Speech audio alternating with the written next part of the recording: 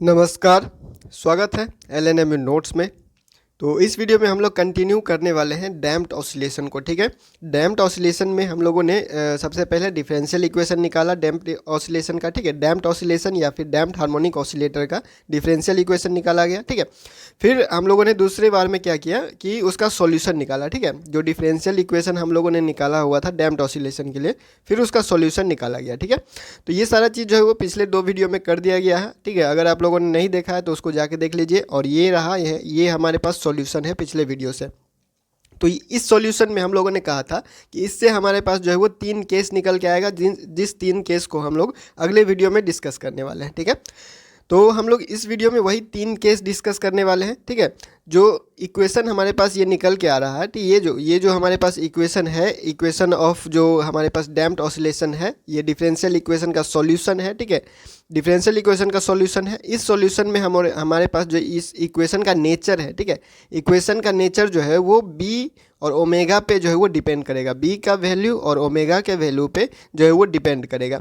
अगर बी जो है वो ज़्यादा होता है ओमेगा से तब कैसा ऑसिलेशन होगा, बी जो है वो बराबर होता है ओमेगा के तब कैसा ऑसिलेशन होगा, और जब बी का वैल्यू छोटा होता है ओमेगा से तब कैसा ऑसिलेशन होगा। ठीक है, तो हम लोग इसी 3 केस के बारे में हम लोग जो डिस्कस करने वाले हैं। और आज जो है वो इसमें टाइम पीरियड, फ्रीक्वेंसी और एम्पलीट्यूड को भी डिस्कस करके जो है वो इस टॉपिक को कंप्लीट कर दिया जाएगा। ये एक कंप्लीट लॉन्ग क्वेश्चन आपका रेडी हो जाएगा। इसमें से ऑब्जेक्टिव भी पूछा जाता है, इसलिए सबको जो है वो टुकड़ा टुकड़ा करके जो है वो पहले बता दिया गया, उसके बाद जो है वो आपको आज कंप्लीट करवा दिया जा रहा है। ठीक है, तो सबसे पहले केस से हम लोग शुरू करते हैं। केस 1, जब b का वैल्यू जो है वो ओमेगा से ज़्यादा होता है। जब b का वैल्यू जो है वो ओमेगा से ज़्यादा होता है तो उस केस को हम लोग ओवर डैम्पिंग या हैवी डैम्पिंग बोलते हैं। उस केस को हम लोग क्या बोलते हैं, ओवर डैम्पिंग या फिर हैवी डैम्पिंग बोलते हैं। ठीक है, तो b के वैल्यू को ज़्यादा होने का मतलब बी स्क्वायर जो है वो ग्रेटर देन होगा ओमेगा स्क्वायर से। ठीक है, तो बी स्क्वायर यहाँ पे देखिए, b का वैल्यू यहाँ पे और ओमेगा का वैल्यू यहाँ पे, अगर इसके हिसाब से केस 1 के हिसाब से अगर आप डाल के देखिए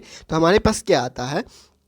देखिए यहाँ पे क्या है, अंडर रूट में क्या है, अंडर रूट में है हमारे पास B square minus omega square. ठीक है, तो अंडर रूट में है B square minus omega square. ठीक है, तो b का वैल्यू जो है वो ओमेगा से ज़्यादा है। ठीक है, b का वैल्यू ओमेगा से ज़्यादा है फर्स्ट केस में। ठीक है, तो v का वैल्यू जो हम लोग ओमेगा से ज़्यादा डाल के देखते हैं, तो b का वैल्यू मान लीजिए जो है वो 5। ठीक है, b का वैल्यू मान लीजिए 5, तो 5 का स्क्वायर हो गया, माइनस ओमेगा का वैल्यू मान लीजिए 4, तो ओमेगा जो है वो 4 का स्क्वायर हो गया। ठीक है, अब क्या होगा, 5 5 जा यहाँ पे आ जाएगा 25, और 25 माइनस 16, 25 माइनस 16 कितना होता है आप लोगों को, तो वो अंडर रूट 9 हो जाएगा। ठीक है, अंडर रूट 9 जो है अंडर रूट से बाहर निकलेगा तो क्या हो जाएगा, 3 हो जाएगा। ठीक है, तो ये अंडर रूट इसका वैल्यू जो आया, इसका वैल्यू क्या आया, इसका वैल्यू आया 3। जब हम लोगों ने वैल्यू रखा तो अंडर रूट जो है वो ये क्या आ गया, अंडर रूट से बाहर आके ये हो गया 3 क्या है हमारे पास जो आ रहा है वो रियल नंबर है। 3 जो है वो रियल नंबर है, और ये 3 जो है वो b से छोटा है। b हमने 5 लिया था, b हमने लिया था 5, तो 5 से ये छोटा आ रहा है। ठीक है,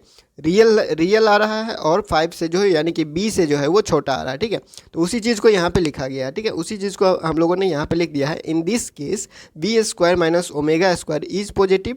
ठीक है, देयरफॉर जो अंडर रूट वैल्यू है इसका, ठीक है, अंडर रूट वैल्यू है इसका वो रियल है और लेस देन है बी से, लेस देन है बी से। अभी हम लोगों ने देखा कैसे, अगर बी का वैल्यू आप कुछ रख के देखिए और ओमेगा का वैल्यू आप कुछ जो है वो रख के देखिए। ठीक है, इस इक्वेशन में ये जो सॉल्यूशन आया है डिफरेंशियल इक्वेशन का डैम्प्ड ऑसिलेशन के लिए, उसमें आप जो है वो रख के देखिए। ठीक है, तो b का वैल्यू जो है वो हमेशा फर्स्ट केस में जो है वो, अगर b का वैल्यू अगर आप लोग डाल रहे हैं तो b का वैल्यू जो है वो ओमेगा से ज़्यादा होना चाहिए। ठीक है, b का वैल्यू जो है वो ओमेगा से ज़्यादा डालिए, तब जो है वो आपको पता चलेगा कि ये ऐसा क्यों कहा जा रहा है। ठीक है, तो हमारे पास क्या आ गया, ये जो है वो क्या आ रहा है, रियल और लेस देन बी। ठीक है, रियल और लेस देन बी, तो इसके जगह पे अगर हम लोग डालें, ठीक है, इसके जगह पे ये जो हमारे पास एक्सपोनेंट है, ठीक है, ये जो हमारे पास एक्सपोनेंट है, इसमें जो है इस इक्वेशन में ये जो सॉल्यूशन हमारे पास आया हुआ है इक्वेशन 8 जो पिछले वीडियो में निकाला गया था, इसमें जो एक्सपोनेंट दे रहे हैं, ठीक है, इसमें जो एक्सपोनेंट दे रहे हैं इसका वैल्यू अभी हम लोगों ने डाल के निकाला। ठीक है, वो क्या है 3। ठीक है,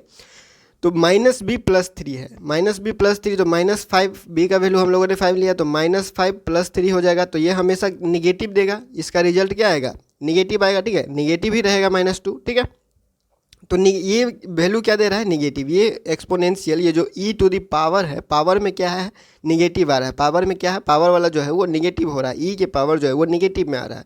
यहाँ पे भी सेम ई के पावर जो है वो निगेटिव में आएगा। क्यों? क्योंकि बी से हमेशा ये बी से जो है वो हमेशा ये छोटा वैल्यू आ रहा है, तो बी से हमेशा छोटा वैल्यू आ रहा है, तो बी माइनस में है, तो ये पावर हमेशा माइनस में रहेगा।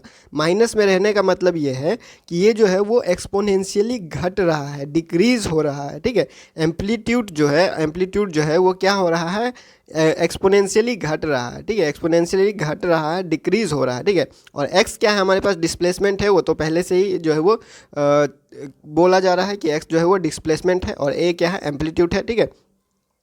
तो इस केस में जो है ये फर्स्ट केस जो है, जब b का वैल्यू ओमेगा से ज़्यादा है तो क्या हो रहा है, हमारे पास एक्सपोनेंशियली घट रहा है। एक्सपोनेंशियली क्या कर रहा है, घट रहा है, ठीक है।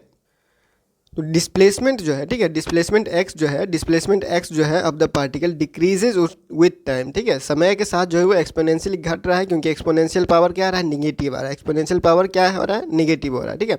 अब क्या होगा, ये जो डिस्प्लेसमेंट हो रहा है पार्टिकल का, ठीक है, पार्टिकल का जो डिस्प्लेसमेंट हो रहा है, मान लीजिए ये यहाँ पे था, ठीक है, यहाँ पे अगर किसी का डिस्प्लेसमेंट हो रहा है तो ये इसका जो मीन पोजीशन है, ठीक है, ये जो मीन पोजीशन है यानी कि और इसका जो ओरिजिनल पोजीशन है, तो इस ओरिजिनल पोजीशन से अगर हम लोग इसको यहाँ रखें, ठीक है, इसको हम लोग तान के अगर यहाँ रख दिए, ठीक है, तो इसको अगर यहाँ से छोड़ देंगे, ठीक है, अगर इसको यहाँ से छोड़ेंगे तो ये बिना किसी ऑसिलेशन का अपने पोजीशन पे, ये सीधा अपने पोजीशन पे वापस आएगा, एकदम धीरे धीरे, ठीक है, एकदम धीरे धीरे ये अपने पोजीशन पे वापस आएगा और कोई ऑसिलेशन नहीं करेगा। पोजीशन पे आके, अपने ओरिजिनल पोजीशन पे आके जो है वो रुक जाएगा। ओरिजिनल पोजीशन पे आके क्या करेगा, रुक जाएगा। ये आगे नहीं जाएगा, ना तो फिर से पीछे जाएगा, ठीक है, और ना ही आगे जाएगा और ना फिर से पीछे जाएगा। इसका मतलब क्या है, ऑसिलेशन नहीं होगा, कोई ऑसिलेशन नहीं होगा। जहाँ से इसको हम लोगों ने जो है वो तान के खींच के रखा था, ये फिर उसी जगह पे धीरे धीरे, एकदम धीरे धीरे क्या करेगा, वापस चला जाएगा। इसमें कोई ऑसिलेशन नहीं होता है। तो फर्स्ट केस में जब v का वैल्यू ओमेगा से ज़्यादा है तो कोई ऑसिलेशन नहीं हो रहा है, कोई ऑसिलेशन नहीं हो रहा है, यानी ओवर डैम्प्ड इस कंडीशन को बोल सकते हैं, या ए पीरियडिक मोशन बोल सकते हैं, या फिर डेड बीट बोल सकते हैं, ठीक है। बी क्या है, हम लोगों को याद रखना है कि बी क्या है, ये है डैम्पिंग कोफिशिएंट, और ये है हमारे पास फ्रीक्वेंसी, ठीक है। तो डैम्पिंग कोफिशिएंट जब इस फ्रीक्वेंसी से ओमेगा से ज़्यादा हो रहा है तो कोई ऑसिलेशन नहीं हो रहा है, कोई ऑसिलेशन नहीं हो रहा है, ठीक है। यही कंडीशन जो है वो ओवर डैम्पिंग का कंडीशन हो सकता है, या फिर हैवी डैम्पिंग का कंडीशन हो सकता है, ठीक है। नाम से ही हो रहा है हैवी डैम्पिंग, मतलब यही जो है वो, ये वाला जो कांस्टेंट है, ये वाला जो फोर्स हमारे पास लगेगा, ठीक है, ये ज़्यादा होगा। इसके वजह से क्या होगा, यहाँ पे हमारे पास ऑसिलेशन नहीं हो रहा है, ठीक है, ऑसिलेशन नहीं हो रहा है पहला केस में, ठीक है, जिसको हम लोगों ने ऐसे ग्राफ में जो है वो, ऐसे फिगर में जो है वो दिखा दिया। ये क्या कर रहा है, डिस्प्लेसमेंट इसका धीरे धीरे टाइम के साथ क्या हो रहा है, घट रहा है, ठीक है। डिस्प्लेसमेंट क्या होता है, धीरे धीरे इसका टाइम के साथ घट जाता है, ठीक है, और कोई ऑसिलेशन नहीं होता है पहला केस में, ठीक है। उसको हम लोग ओवर डैम्प्ड कंडीशन या एपीरियोडिक मोशन या डेड बीट भी बोल सकते हैं, ठीक है। अब बात करते हैं हम लोग केस 2 का, ठीक है। पहला केस हम लोगों ने देख लिया, बी जब क्या हो रहा है, ओमेगा से बड़ा है, बी का वैल्यू जब ओमेगा से बड़ा है तो कोई ऑसिलेशन नहीं हो रहा है, वो उस केस को हम लोग ओवर डैम्पिंग या हैवी डैम्पिंग केस बोलते हैं, या ए पीरियडिक मोशन, डेड बीट, कुछ भी अगर आप लोग देखें तो समझ जाइएगा, उसी का बात हो रहा है, ठीक है। तो केस 2 में क्या है, केस 2 में अब होगा बी का वैल्यू जब ओमेगा के बराबर हो, बी का वैल्यू जब ओमेगा के बराबर हो। तो इस इक्वेशन में देखिए, ये इक्वेशन जो हमारे पास है, पिछला इक्वेशन जो सॉल्यूशन ऑफ डिफरेंशियल इक्वेशन है डैम्प्ड ऑसिलेशन का, इसमें क्या है, बी का वैल्यू अगर हम लोग ओमेगा के बराबर कर दे, बी का वैल्यू ओमेगा के बराबर कर देंगे तो ये तो जीरो हो जाएगा, ये टर्म जो है वो क्या हो जाएगा, जीरो हो जाएगा। जब बी का वैल्यू ओमेगा के बराबर करेंगे तो दोनों माइनस होगा तो जीरो हो जाएगा, ठीक है। तो दोनों जो है वो जीरो हो जाएगा। तो जीरो होने का मतलब क्या है, हमारे पास कोई सॉल्यूशन नहीं बनेगा। जो हम लोगों ने डिफरेंशियल इक्वेशन निकाला हुआ है, उस डिफरेंशियल इक्वेशन को ये सेटिस्फाई नहीं करेगा ये सॉल्यूशन, ठीक है। सॉल्यूशन जो हमारे पास आएगा, अगर इसका वैल्यू हम लोग अगर जीरो रख दे तो जीरो रखने के बाद जो हमारे पास डिफरेंशियल इक्वेशन है डैम्प्ड ऑसिलेशन का, उसको सेटिस्फाइड नहीं करेगा। इसीलिए हम लोग इसको जीरो नहीं रखेंगे, इसका वैल्यू हम लोग जीरो नहीं रखेंगे, जीरो के थोड़ा सा पास में रखेंगे, लेकिन जीरो नहीं रखेंगे, छोटा वैल्यू लेंगे, ठीक है। इसको जो है हम लोग छोटा किसी एक वैल्यू लेंगे जो बहुत ही छोटा होगा, लेकिन जीरो नहीं होगा, ठीक है। तो उसको हम लोग क्या कर दिए, इसको जो है वो जीरो नहीं मान के हम लोग स्मॉल एच से डिनोट कर रहे हैं, ठीक है। जीरो नहीं मान के क्या कर रहे हैं, स्मॉल एच से डिनोट कर रहे हैं, ठीक है। यहाँ पे वही चीज़ लिखा गया है, जब b जो है वो ओमेगा के बराबर होगा, इस केस को हम लोग बोलते हैं क्रिटिकल डैम्पिंग। इस केस को हम लोग क्या बोलते हैं? Critical damping. ठीक है, क्रिटिकल कंडीशन जो है वो आप लोग सुनते होइएगा ऐसे भी डेली लाइफ में कि कंडीशन कैसा है, तो जो है वो बहुत क्रिटिकल कंडीशन है। ठीक है, मतलब कि बॉर्डर पे जो कंडीशन होता है, ना इधर ना उधर। ठीक है, अगर b का वैल्यू थोड़ा सा ज़्यादा हो गया तो इधर, और ओमेगा का वैल्यू थोड़ा सा ज़्यादा हो गया तो इधर। ये है क्या? बीच का कंडीशन, जब b का वैल्यू ओमेगा के बराबर होगा। ठीक है, तो इसमें क्या होगा, ये जो इक्वेशन हमारे पास है ये सेटिस्फाई नहीं करेगा किसको? Differential equation of damping oscillation को। जो डैम्प्ड ऑसिलेशन है उसके सॉल्यूशन को सेटिस्फाई नहीं करेगा अगर ये जीरो हो गया तो। ठीक है, तो इसको हम लोग क्या करेंगे? जीरो नहीं करके h के बराबर रखेंगे, और h जो है वो एक छोटा सा नंबर है, कोई एक छोटा सा नंबर हो सकता है लेकिन जीरो नहीं है। ठीक है, तो हम लोगों ने क्या किया है? कंसीडर किया है एक केस जहाँ पे B square minus omega square जो है वो क्या है? जीरो नहीं है, लेकिन जो है वो बहुत ही एक छोटा सा क्वांटिटी है। ठीक है, तो और वो छोटा सा क्वांटिटी क्या है? h है। ठीक है, छोटा सा क्वांटिटी क्या है? h, और under root B square minus omega square को हम लोगों ने h जो है वो मान लिया है। h जो है वो क्या किया है? मान लिया है। अभी इस h को जो है वो पुट करेंगे हम लोग उसी इक्वेशन में। ठीक है, जो हमारे पास सॉल्यूशन है इक्वेशन नंबर 8, उस सॉल्यूशन में हम लोग पुट करेंगे। ठीक है, तो उसमें हम लोग पुट करेंगे तो क्या हो जाएगा हमारे पास? x बराबर a1 तो पहले से है, e के पावर में जो है वो माइनस b तो पहले से है, और ये जो under root B square minus omega square है इसके जगह पे हम लोगों ने लिखा h। ठीक है, सेम उसी तरह यहाँ पे भी h लिख दिया गया। ठीक है, और प्लस और माइनस दो वो पहले से इक्वेशन में है ही। ठीक है, अब इसमें से जो कॉमन निकलेगा वो कॉमन हम लोग निकाल देते हैं। ठीक है, तो इसमें से जो कॉमन निकलेगा माइनस बी टी यहाँ से कॉमन निकलेगा और माइनस बी टी यहाँ से भी है। ठीक है, तो इसमें हम लोग क्या कर रहे हैं? E to the power minus B T को जो है वो कॉमन निकाल दिए। ठीक है, और इसमें बचा क्या? ए वन और E to the power minus plus H T, और इसमें बचा A two E to the power यहाँ पे H T minus H T. ठीक है, तो इसको क्या कर दिया? कॉमन निकाल दिया गया। कॉमन निकाल के A one E to the power H T, A two E to the power minus H T जो है वो लिख दिया गया। ठीक है, अब यहाँ पे हम लोग क्या करेंगे? एक फॉर्मूला यूज़ करेंगे, एक्सपेंशन फॉर्मूला। ठीक है, अगर आप लोगों ने पढ़ा हो, याद हो तो ठीक है, नहीं भी याद हो तो यहाँ पे लिख दिया गया है कि एक्सपेंशन फॉर्मूला जो है वो कैसे लिखा जाता है और एक्सपेंशन कैसे किया जाता है। ठीक है, तो यहाँ E to the power x का एक्सपेंशन हम लोग कैसे करते हैं? 1 प्लस एक्स प्लस जो है वो x square by 2 factorial plus x cube by 3 factorial, ऐसे करके आगे जो है वो चलते रहता है। ठीक है, सेम उसी तरह यहाँ पे प्लस है तो यहाँ पे माइनस है, E to the power minus X तो 1 माइनस एक्स लिखेंगे, और सेम उसी तरह जो है वो यहाँ पे कंटिन्यू चलता रहेगा। ठीक है, तो ये फॉर्मूला अगर आपको पता है तो लिख सकते हैं। ठीक है, डायरेक्ट लिख सकते हैं, अगर नहीं पता है तो इसको नोट कर सकते हैं। ठीक है, या फिर आप डायरेक्ट जो है वो जब आप क्वेश्चन बनाइएगा, आंसर लिखिएगा एग्जाम में, तो अगर आप डायरेक्ट लिख देते हैं कि यूजिंग द एक्सपेंशन फॉर्मूला, तो इस चीज़ को लिखने का ज़रूरत नहीं है। ठीक है, इस चीज़ को लिखने का ज़रूरत नहीं है। जो कॉपी चेक कर रहा है उसको पता चल गया कि आप एक्सपेंशन फॉर्मूला यूज़ करके आगे बढ़ रहे हैं। ठीक है, तो एक्सपेंशन फार्मूला हम लोग इसमें यूज़ करेंगे E to the power minus X, यहाँ पे सॉरी यहाँ पे जो है वो E to the power X. ठीक है, E to the power X और E to the power X यहाँ पे लगाएंगे। ठीक है, तो E to the power X के जगह पे यहाँ पे क्या है? एच टी है, और E to the power minus X के जगह पे यहाँ पे क्या है? माइनस एच टी है। ठीक है, तो उसी चीज़ को हम लोग यहाँ पे कर दिए। ठीक है, E to the power minus B T हमारे पास पहले से है, और यहाँ पे ई टू दी पावर क्या था? जो है वो एच टी, तो 1 प्लस एच टी हो गया, और यहाँ पे E to the power minus H T है तो 1 माइनस एच टी हो गया। ठीक है, ये हो गया सिंपल। उसके बाद हम लोग क्या किए हैं? ये जो हायर ऑर्डर वाला है, जो सेकेंड ऑर्डर या फिर थर्ड वाला होगा या फोर्थ वाला होगा, जो हायर ऑर्डर होगा उसको क्या कर दिए हम लोग? नेगलेक्ट कर दिए। ठीक है, उसको हम लोग नहीं लिए हैं, उसको जो है वो नेगलेक्ट कर दिए। हम लोग सिर्फ सिंगल पावर, जो एक्स का सिंगल पावर है उसी को हम लोग लिए हैं, एक ही ऑर्डर वाला को लिए हैं। ठीक है, सेकेंड ऑर्डर या ऊपर से उससे ऊपर जितना भी ऑर्डर है उसको हम लोग क्या करते हैं? निगलेक्ट कर देते हैं। ठीक है, तो आगे बढ़ते हैं। हमारे पास तब जो इक्वेशन बन के आता है वो कैसे बन के आता है? अगर हम लोग इसको इंटू कर दे ए वन, ठीक है, तो ए वन आ गया हमारे पास, फिर ए वन इंटू एच टी, ए वन इंटू एच टी आ गया। ठीक है, फिर हमारे पास ए टू, फिर ए टू आ गया, फिर यहाँ पे A two minus H T, A two minus H T यहाँ पे आ गया। ठीक है, माइनस साइन यहाँ पे है ही। ठीक है,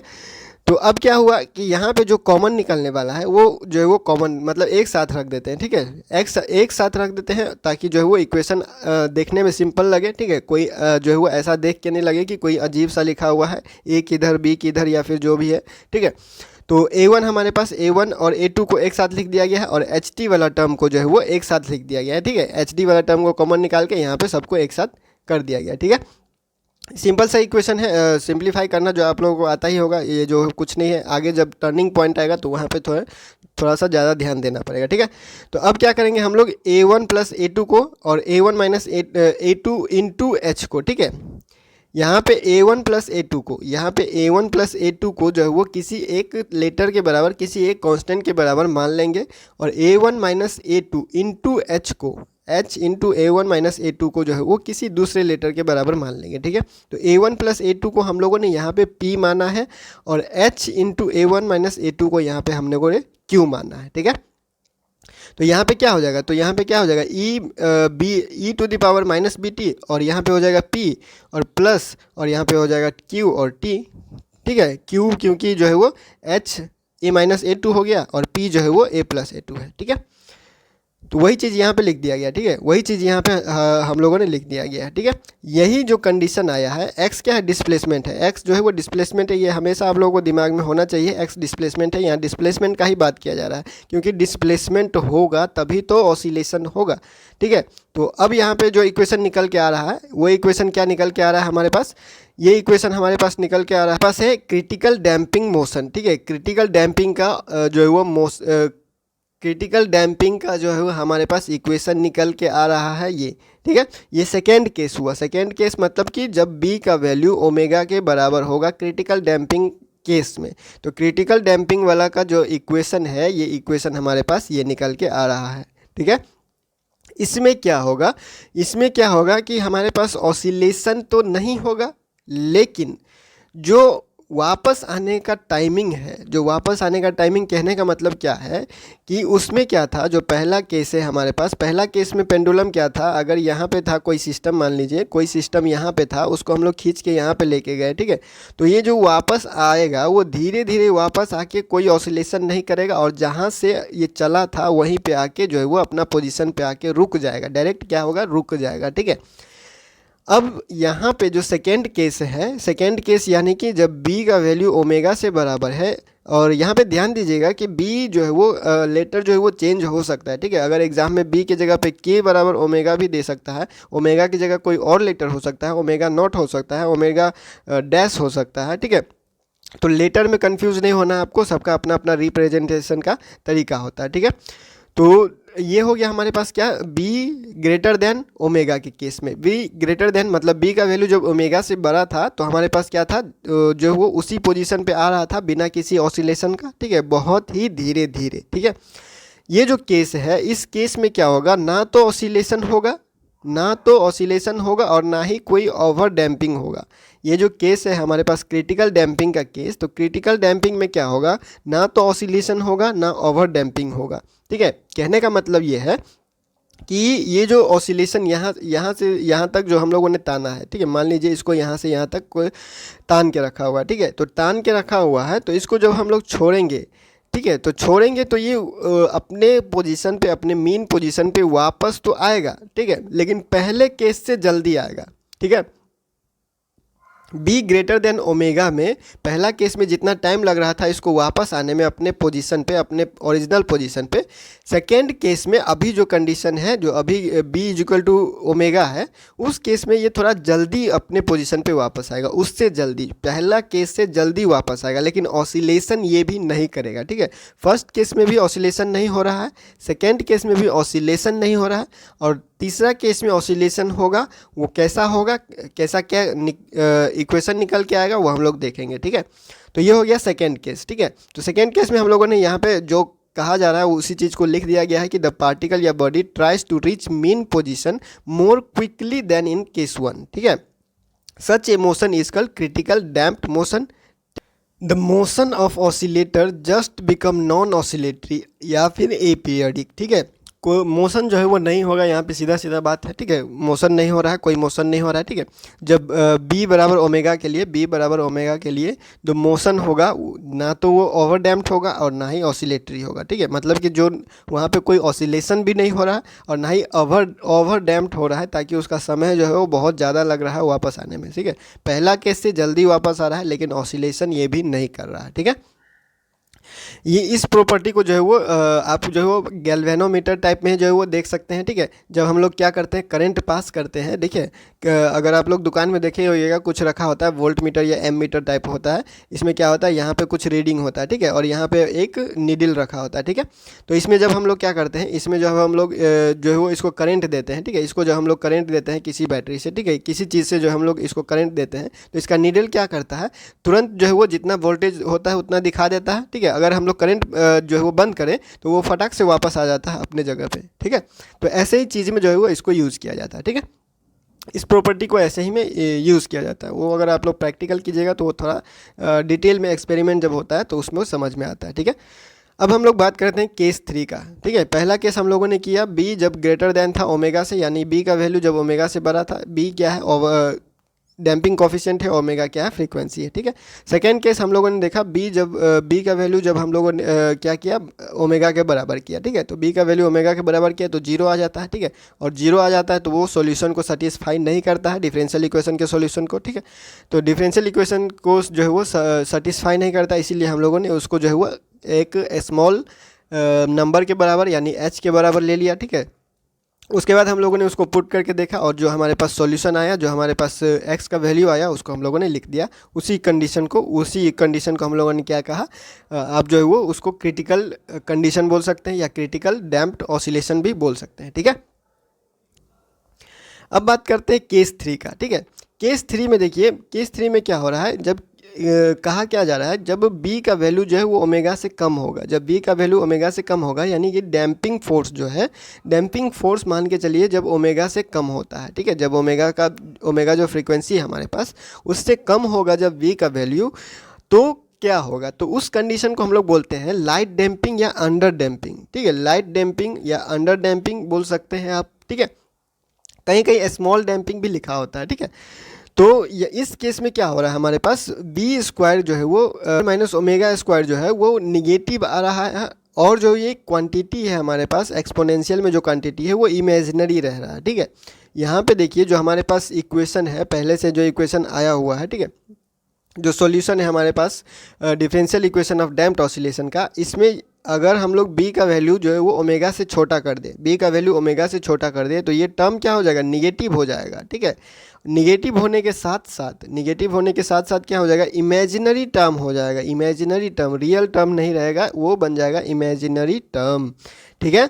तो उसको हम लोग कैसे रिजॉल्व करेंगे, देखिए यहाँ पे हम लोगों के पास ये B square minus omega square जो है वो इसको कैसे लिख सकते हैं, ठीक है। ये बी क्या है, बी जो है वो अभी स्मॉल माना जा रहा है, मतलब ओमेगा से छोटा माना जा रहा है, ओमेगा से छोटा माना जा रहा है, मतलब अभी क्या है, ओमेगा बड़ा है और बी छोटा है, ओमेगा का वैल्यू बड़ा है और बी का वैल्यू जो है वो छोटा है। तो ओमेगा को पहले लिखेंगे, ठीक है, और बी को जो है वो बाद में लिखेंगे। अगर इसको उल्टा कर दिया जाए या फिर ऐसे बोल सकते हैं कि -1 अगर कॉमन निकाल लिया जाए दोनों में से, ठीक है, दोनों में से अगर -1 कॉमन निकाल लिया जाए तो ये हमारे पास निकल के आएगा, ठीक है। अब क्या किया है, माइनस अंडर रूट को जो है वो बाहर निकाल लिया गया है और फिर इसको जो है वो अलग कर दिया गया, ठीक है। यहाँ पे जो है वो हमारे पास माइनस अंडर रूट -1 जो लिखा जाता है, जो है वो लिखा जाता है वो आयोटा के बराबर लिखा जाता है, ठीक है। आयोटा बराबर यानी आई बराबर जो होता है वो माइनस अंडर रूट -1 होता है, ठीक है। अंडर रूट -1 होता है, उसको जो है वो हम लोग आयोटा के बराबर लिख सकते हैं, ठीक है। और इस चीज़ को जो वो ये अंडर रूट जो है हमारे पास B omega square minus B square जो है, under root omega square minus B square जो है वो, इसको हम लोग बीटा मान के चलते हैं, ठीक है। इसको हम लोग क्या करते हैं, बीटा मान के चलते हैं, ऐसे हम लोग मान के चल रहे हैं, ठीक है। बाद में अगर ज़रूरत पड़े तो फिर इसको जो है वो ओपन कर सकते हैं, जो माना हुआ चीज़ होता है फिर हम लोग उसको वापस रख के इक्वेशन जो है वो पूरा कर सकते हैं, ठीक है। तो इस चीज़ को हम लोगों ने क्या मान लिया, आयोटा, ठीक है। इस चीज़ को हम लोगों ने आयोटा मान लिया जो पहले से चलता आ रहा है, और इस चीज़ को हम लोगों ने बीटा माना, इस चीज़ को हम लोगों ने क्या किया, बीटा माना, ठीक है। तो अब क्या होगा, ये जो इक्वेशन है हमारे पास, इसमें क्या करेंगे, आई बीटा रख देंगे, ठीक है। जो हमारे पास इक्वेशन है, जो सॉल्यूशन है हमारे पास क्या है, x बराबर a1 e⁻ -b plus under root B square minus omega square into T, ठीक है, प्लस a2 e⁻, सेम वही है, बस यहाँ पे माइनस है, बस ये यहाँ पे क्या माइनस है, ठीक है। दो सॉल्यूशन आया था, आप लोगों ने अगर पिछला वीडियो देखा हो तो आपको पता होगा, ठीक है। तो इसको हम लोगों ने क्या कर दिया, इसके जगह पे बीटा आई बीटा डाल दिया, ठीक है। इसके जगह पे क्या कर दिया, आई बीटा डाल दिया, और इसके जगह पे भी क्या कर दिया, आई बीटा डाल दिया, ठीक है। प्लस माइनस जैसे था वैसे ही है, इसको कोई छेड़खानी नहीं किया गया है, ठीक है। अब क्या करते हैं, जो कॉमन चीज़ निकलने वाला है उसको कॉमन निकाल देते हैं। कॉमन क्या निकाले, जैसे पहले निकाला गया वैसे ही निकाल देते हैं। E to the power minus B into T common निकल जाएगा, E to the power minus B into T common निकल जाएगा, तो इसको कॉमन निकाल दिया। फिर जो है वो सबको एक साथ ऐसे करके लिख दिया गया, ठीक है। जो बचा उसको लिख दिया गया, ठीक है। अब यहाँ पे हम लोग फार्मूला यूज़ करेंगे आइलर्स फार्मूला, ठीक है। आइलर्स फार्मूला हम लोग यूज़ करेंगे। आइलर्स फार्मूला हम लोगों ने पहले भी यूज़ किया हुआ है, ठीक है। जब डिफरेंशियल इक्वेशन का सॉल्यूशन लिखा था हम लोगों ने, जब हम लोग आगे बढ़ रहे थे सिंपल हार्मोनिक मोशन में, सिंपल हार्मोनिक मोशन का डिफरेंशियल इक्वेशन लिखा गया, उसके बाद उसका सॉल्यूशन किया गया। उसको उस समय भी हम लोगों ने यही काम किया था, ठीक है। उस समय भी कहा गया था कि E to the power iota theta जो होता है वो cos theta plus I sine theta के बराबर होता है, ठीक है। और उसी चीज़ को अगर माइनस में रखें, E to the power minus iota theta, तो cos theta minus I sine theta होता है, ठीक है। तो इसी चीज़ को हम लोग यूज़ करेंगे, ठीक है। और यहाँ पे क्या है, बीटा टी जो है वो थीटा को वो कर रहा है, और यहाँ पे थीटा के जगह पे क्या है, बीटा टी, ठीक है। तो थीटा के जगह पे क्या है, बीटा टी, ठीक है। यहाँ पे माइनस है, यहाँ पे प्लस है, तो यहाँ पे माइनस, यहाँ पे प्लस और यहाँ पे माइनस, बस इसी चीज़ को फॉर्मूला पे जो है वो पुट करेंगे तो निकल के क्या आएगा, यहाँ E to the power I beta T और E to the power minus I beta T, ठीक है। आई इसे आयोटा बोल सकते हैं या फिर आप आई बोल सकते हैं, ठीक है। तो सिंपली हम लोगों ने क्या किया, बस इसको फॉर्मूला में पुट किया, ठीक है। कॉस बीटा टी, ठीक है, थीटा के जगह पे यहाँ पे बीटा टी आ गया, फिर आई साइन थीटा, तो यहाँ आई साइन बीटा टी। सेम वैसे ही कॉस थीटा तो कॉस बीटा टी, उसके बाद माइनस माइनस साइन यहाँ पे आएगा, उसके बाद आई साइन थीटा तो आई साइन बीटा टी, ठीक है। और इस चीज़ को, ये वाला जो चीज़ है इसको हम लोग यहाँ पे पुट करेंगे इसके जगह पे, ठीक है। इसके जगह पे यानी कि E to the power iota beta T I beta T, इसके जगह पे ये लिखेंगे, और E to the power minus I beta T के जगह पे ये लिखेंगे, और सब कुछ वैसे का वैसे ही रहेगा, ठीक है। उसको जो है वो हम लोग बस इसको पुट कर दिए और वैसे का वैसा ही है, ठीक है। और ये कॉमन जो है वो जैसे हम लोग लेके चल रहे हैं उसको साइड में ऐसे रखना है, अभी उसके साथ कुछ नहीं करना है, ठीक है। उसको बस लेके चलना है, उसको हम लोग लेके चल रहे हैं, ठीक है। उसको हम लोग बस लेके चल रहे हैं साइड में, उसको भूलना नहीं है, ठीक है। अब क्या करते हैं, इसको मल्टीप्लाई कर देते हैं। A1 से इसको मल्टीप्लाई कर दिए, फिर A1 से इसको मल्टीप्लाई कर दिया, फिर A2 से इसको मल्टीप्लाई कर दिए, A2 से इसको मल्टीप्लाई कर दिए, A1 के साथ ये, A1 के साथ है, A2 के साथ, A2 के साथ मल्टीप्लाई हो गया, सिंपल। आगे बढ़ते हैं। यहाँ पे हमारे पास क्या है, कॉस वाला टर्म, साइन वाला टर्म, ठीक है। तो कॉस वाला टर्म जो है वो कॉमन निकाल लेंगे, बचेगा जो उसको रख देंगे। फिर साइन वाला टर्म यहाँ से आई साइन बीटा टी कॉमन ले लिया गया है, और A1 माइनस A2 जो बचा उसको लिख दिया गया। कॉमन जो बाहर पहले से है उसको ऐसे का ही ऐसे रखा जा रहा है, ठीक है। अब यहाँ पे हम लोग क्या करेंगे, अब यहाँ पे सिंपली हम लोग पुट करेंगे। पुट क्या करेंगे, A1 प्लस A2 और A1 माइनस A2 साथ में आई को लेकर चलेंगे, ठीक है। साथ में क्या करेंगे, आई को लेकर चलेंगे। तो A1 प्लस A2 को हम लोग पुट करेंगे A sine alpha, A1 plus A2 को हम लोग पुट करेंगे A साइन अल्फ़ा, और A1 माइनस A2 को पुट करेंगे A कॉस अल्फ़ा, ठीक है। देखिए यहाँ पे कॉस है तो हम लोगों ने A साइन अल्फ़ा ले लिया है, और यहाँ पे साइन है तो हम लोगों ने A कॉस अल्फ़ा ले लिया है, ठीक है। ताकि आगे जब बढ़ें तो हम लोग कोई फॉर्मूला लगा सके, और फॉर्मूला कुछ लगेगा तो सॉल्यूशन आसानी से हो जाएगा, ठीक है। जहाँ पे A और अल्फ़ा जो क्या है, कोई भी एक कांस्टेंट हो सकता है, ठीक है। कोई भी एक कांस्टेंट हो सकता है, हम लोग बस मान लिए हैं कोई भी कांस्टेंट, जब ज़रूरत पड़ता है तो उसको जो है वो निकाल लिया जाता है, ठीक है। अब क्या करते हैं हम लोग, कुछ नहीं कर रहे हैं, यहाँ बस पुट कर रहे हैं इसके जगह पे A साइन फाई और यहाँ पे A कॉस फाई, ठीक है। यहाँ पे आई भी लेके चल रहे हैं, ये भी आपको याद रखना पड़ेगा कि आई के साथ में ये जो है वो उसको पुट किया गया, ठीक है। तो यहाँ पे हमारे पास जो कॉस बीटा टी था वो पहले से आ गया, और A साइन अल्फ़ा जो हम लोगों ने अभी पुट किया, फिर साइन बीटा टी यहाँ पे जो है वो जैसे था, और यहाँ पे A कॉस अल्फ़ा जो हम लोगों ने अभी पुट किया, ठीक है। और ये जो इक्वेशन है, ये जो कॉमन चीज़ है वो बाहर से जो जैसे था वैसे ही रखा गया है, उसको कोई छेड़खानी नहीं किया गया है, ठीक है। अब A इसमें से जो है वो बाहर निकाल दिया गया, इसमें भी A है, इसमें भी A है, तो जो है वो कॉमन निकाल दिया गया। तो कॉमन निकाल के ये इसके साथ इंटू हो जाएगा, यहाँ पे बाहर निकल जाएगा कॉमन होगा तो कॉमन निकाल के यहाँ पे लिख दिया गया, और जो बचा उसको लिख दिया गया। अब फॉर्मूला क्या लगाया गया है, sine A plus cos B, sine A cos B plus cos A sine B, sine A cos B plus cos A sine B, sine A plus B, तो हम लोगों ने साइन A प्लस बी के रूप में इसको लिख दिया, और ये जैसे का वैसे ही आ गया। और ये जो पूरा टर्म है, ये वाला जो टर्म है, इसको साइन A प्लस बी लिख दिया गया, ठीक है। और यही जो आया हमारे पास आया solution of differential equation of damped harmonic oscillator. ठीक है, अब यही हमारा असली सॉल्यूशन है। ठीक है, डैम्प्ड हार्मोनिक ऑसिलेशन या डैम्प्ड ऑसिलेशन का हम लोगों ने जो सॉल्यूशन निकाला था उसमें 3 केस था। उन तीनों केस में से ये जो केस है हमारे पास थर्ड केस जो क्या है, omega less than be less than जो है वो ओमेगा, मतलब कि जब बी का वैल्यू जो है वो ओमेगा से कम होगा तब हमको मिलता है सॉल्यूशन किसका, डैम्प्ड हार्मोनिक ऑसिलेशन के डिफरेंशियल इक्वेशन का। और ये सॉल्यूशन से ही अब हम लोग सब कुछ जो है वो जितना चीज़ अब हम लोग निकालेंगे, एनर्जी वगैरह, एनर्जी हो गया या फिर आप जो भी चीज़ आप बोलिए इसके बारे में, ऑसिलेटर के बारे में, डैम्प्ड हार्मोनिक ऑसिलेटर के बारे में, वो सारा चीज़ अब इसी इक्वेशन से निकाला जाएगा, इस इक्वेशन को देखते हुए निकाला जाएगा, क्योंकि यही इक्वेशन हमारे पास सॉल्यूशन है डिफरेंशियल इक्वेशन का। ठीक है, डैम्प्ड ऑसिलेशन का सॉल्यूशन जो है वो, डैम्प्ड ऑसिलेशन के डिफरेंशियल इक्वेशन का सॉल्यूशन हमारे पास ये निकल के आ रहा है।